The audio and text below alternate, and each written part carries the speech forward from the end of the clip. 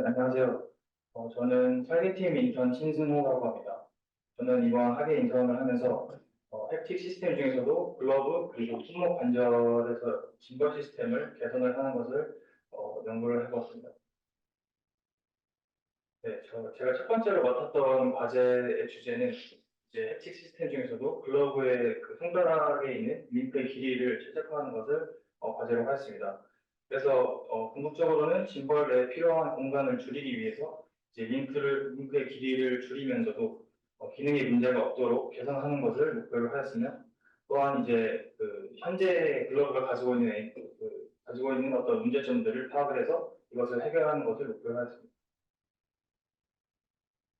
네, 먼저 기존 설계의 어떤 설명인데요. 기존 설계 같은 경우에는 링크 길이가 화면에서 보이는 것처럼 첫 번째 링크가 80mm, 두 번째 링크가 65mm로 구성이 되어 있었고요.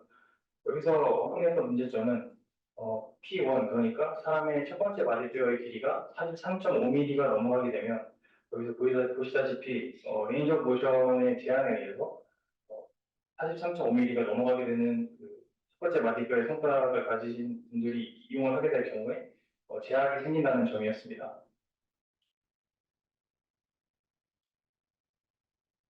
네, 그리고 이제 추가적으로 기존의 그 글러브에서 워크스페이스를 분석을 해보았는데요.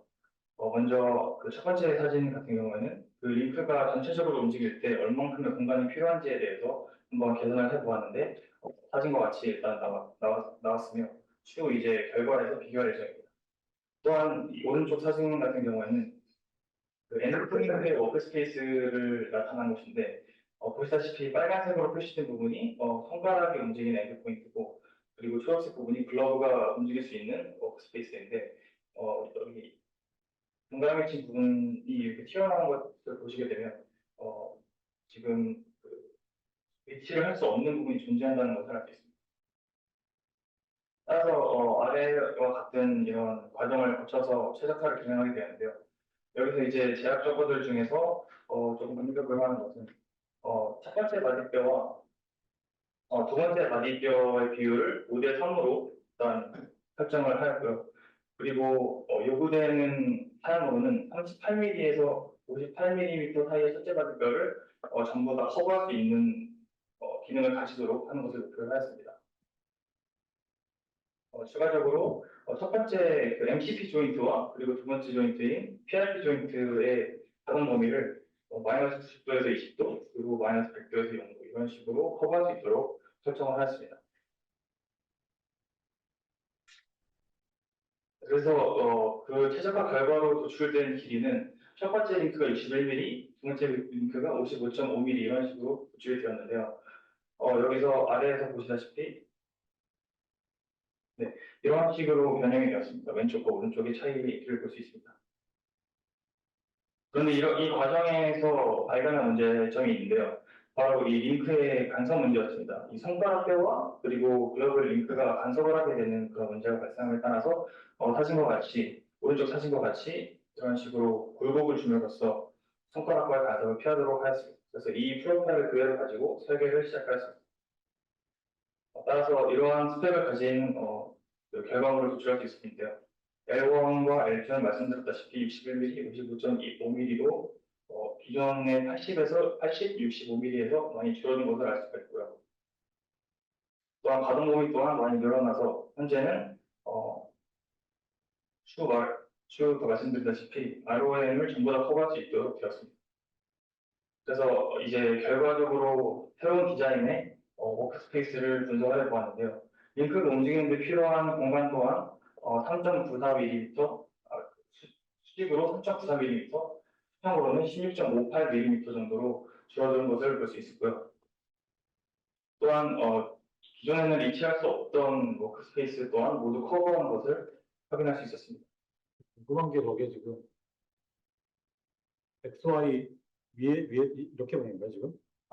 지금 손가락이 움직이는 그 측면에서 본 거.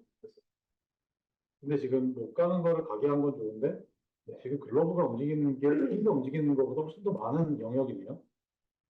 글러브가 이제 최대 가동 범위에서는 당연히 더 손가락보다는 많은 부분을 커버해야 된다고 생각해서 그래서 빨간색 그 워크스페이스가 초록색 안으로 들어가 있는 거죠. 그건 좋은데, 핑거 워크스페이스 상당히 작네. 전체에 비해서. 괜찮아요. 아, 그 핑거 워크스페이스. 핑거 그 파란색이, 영역이 초록색보다 상당히 작잖아. 그렇죠. 네, 그렇습니다. 그래가지고 아깝다는 느낌이 들어요. 아, 네, 그래서 이제 아깝다는 느낌이 드는 것도 있어서 원래는 좀 더 컸어가지고 지금 여기서 보시면 이제 그 양쪽 그 간격이 많이 줄어든 거는 볼 수가 있어요. 좀 줄어들긴 했네. 그래서 이것은 이제 착용해서 그 전체 가동 범위를 움직일 수 있는 것을 확인했었고, 그래서 첫 번째 이제 리뷰로는 결론적으로는 이제 설계 그 원래 있던 글러브의 설계 근거를 확립을 하는 것이 일단 장점이라고 보고요. 또한 이제 기존 글러브 가지고 있던 문제점들을 해결했다는 점에서 의미가 있다고 생각합니다. 그리고 이제 글러브와 손가락을 설계하는 데 있어서 그 관계를 이해하는 데 있어서 의미가 있었다고 생각을 합니다. 또한 추후 이제 그 연구할 부분으로는 이제 실제 키네스테틱 피드백을 이제 다이내믹스를 이용해서 손가락 그 글러브에다가 적용을 하는 것이 다음 과제라고 생각합니다. 그리고 두 번째로는 이제 그 손목의 회전축에 달려있는 짐벌 시스템을 개선하는 것을 과제로 하는데요. 일단 손목 회전축과 이제 짐벌 회전축이 일치하는 것이 가장 원래는 이상적이지만 이제 그 손목과 글러브 공간 때문에 이 롤축에 있는 모터가 굉장히 돌출되게 되는 그러한 결과를 가져오게 됩니다. 그럼에 따라서 이렇게 축이 일치하게 되는 경우에 나머지 축들에 굉장히 모터의 부하가 굉장히 많이 생기게 되고 그럼으로써 모터의 스펙이 조금 더 올라가야 되는 그러한 단점이 있었습니다. 네, 이를 해결하기 위해서 기존의 저희 연구실에서는 이제 그 축들을 손목의 실제 회전축에서부터 떨어진 곳에 위치를 시키고 이제 한 번에 모아줌으로써 조금 더 효율적으로 적은 힘을 이용해서 모멘텀을 줄여서 적은 힘을 이용해서 모터의 스펙을 조금 더 줄일 수 있는 그런 방법을 취향을 했는데요. 하지만 이러한 방식은 다른 이제 어깨 모터라든지 아니면 뭐 팔꿈치 모터라든지 이런 다른 불필요한 액추에이션을 요구하게 되기 때문에 굉장히 비효율적이라고 할 수 있습니다. 그래서 저는 이제 롤축을 손목에서 조금 움직이면서도 그 회전을 그대로 유지할 수 있는 방법을 사용하도록 했습니다. 이걸 위해서 이제 참고를 했던 게 하모니사의 엑소스켈레톤 제품을 참고를 했는데요. 그 화면에서 보이다시피 평행사변형과 그리고 타이밍 벨트를 활용을 해서 이런 회전을 움직여 보았습니다.